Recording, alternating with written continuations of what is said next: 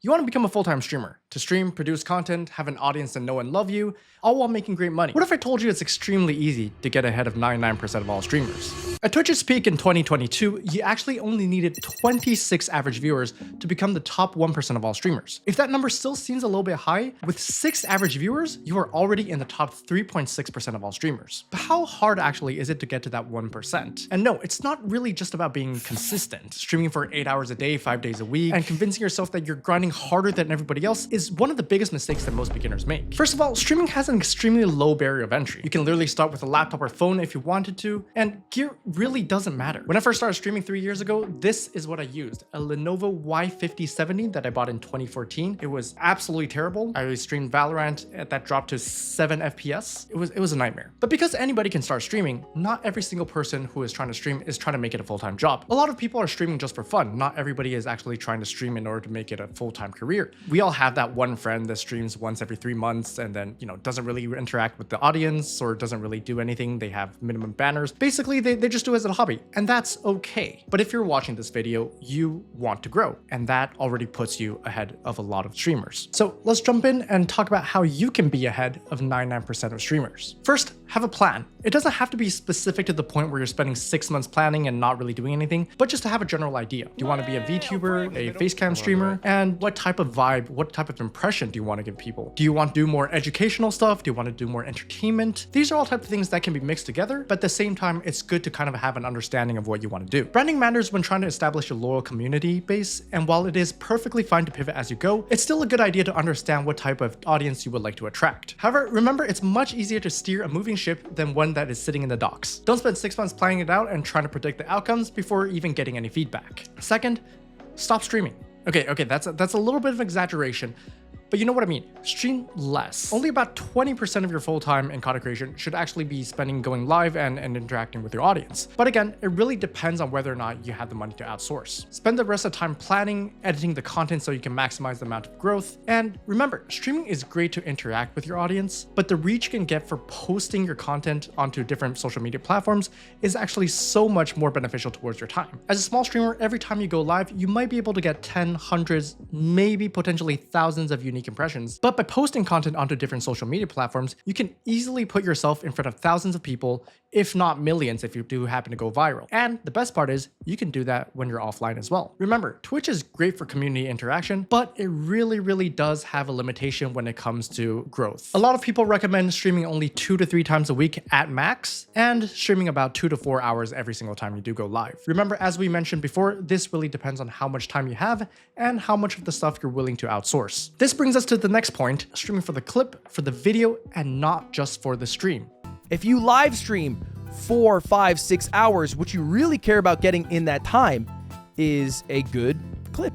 Consider this: what is more likely to be an interesting stream? Wednesday Valorant ranked grind, or Valorant but using a steering wheel instead of a mouse? It's a very simple rule of supply and demand. It's extremely easy to just press go live and then play as you normally do. And that's what most people would actually end up doing because it's easy. If you do want to stand out, you have to do something that other people aren't willing to do. Not only does this make your stream stand out compared to the others, it also gives you a chance to make interesting content to post on other social media platforms, such as the short forms, TikToks, and also the long form content. But how do you figure out how to create good content? Austin Kleon's book, Steal Like an Artist, describes it best. Start copying what you love. Copy, and at the end of the copy, you will find yourself. Even huge streamers like Ludwig say the same. What everybody else is doing!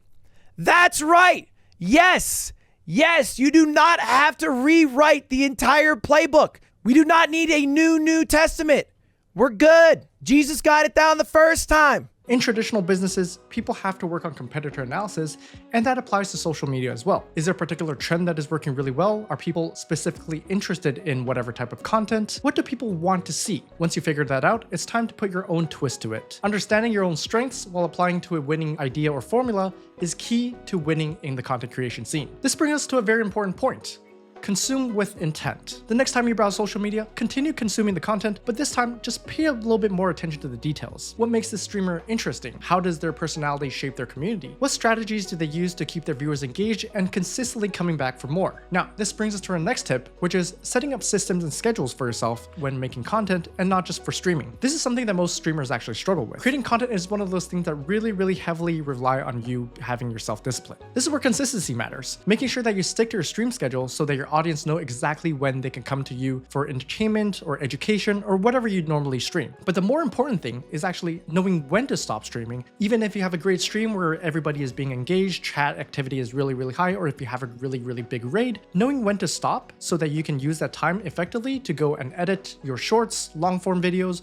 or even just interacting with other people on Discord is very important when it comes to self-discipline and also setting up a schedule. Remember, 99% of succeeding is just doing things that other people aren't willing to do. Sure, hang out with chat for the next 6 hours straight is really fun, but if you really do want to succeed in content, sacrifices do have to be made. Now, one of the biggest mistakes that streamers often make is by not effectively using their time. And it's something very understandable. In a profession where you're earning money while doing things that other people consider as entertainment or leisure, sometimes it's very difficult to differentiate between work and play. Understanding your own workflow is probably one of the most important aspects when it comes to content creation. Those late night gaming sessions with other content creators might seem like networking at times, but just keep in mind about how many hours you do have and how much other stuff you have to get to. As mentioned before, streaming can be very fun, especially on days when you have great viewership, high chat engagement, huge raid, or simply just because you're having a lot of fun interacting with your viewers while playing a great game. But if you really want to grow as a content creator, understand if and when you have the time to do so. Speaking of networking, surround yourself with people who are looking to grow as well. As we mentioned before, not everybody is taking content as seriously as you might, and understanding the differences is key. As Mr. Beast says so himself, if you're around similar people, it's so much easier. And it's cheat codes, you know, you just surround yourself with people that you want to be, and it makes it like 70% easier, in my opinion. It's like, that is the cheat code to life. And while this is true, make sure that you're surrounded by content creators who actually have the drive to grow. Again, with content creation having such a low barrier of entry, it's sometimes easy to confuse the people who are mindlessly grinding from the people who actually are trying to grow as a content creator. This brings us to the final point, and the most important point in my opinion, the want or the need to improve. This means putting aside your pride and understanding and accepting that you're not good at content. It's not the algorithm, it's not luck, but you're just not good. And it's not to put you down, but to encourage you to continuously learn and try to improve as you go. This means asking other people for advice and feedback, separating your pride to continuously make better content, whether it's improving on making yourself more entertaining,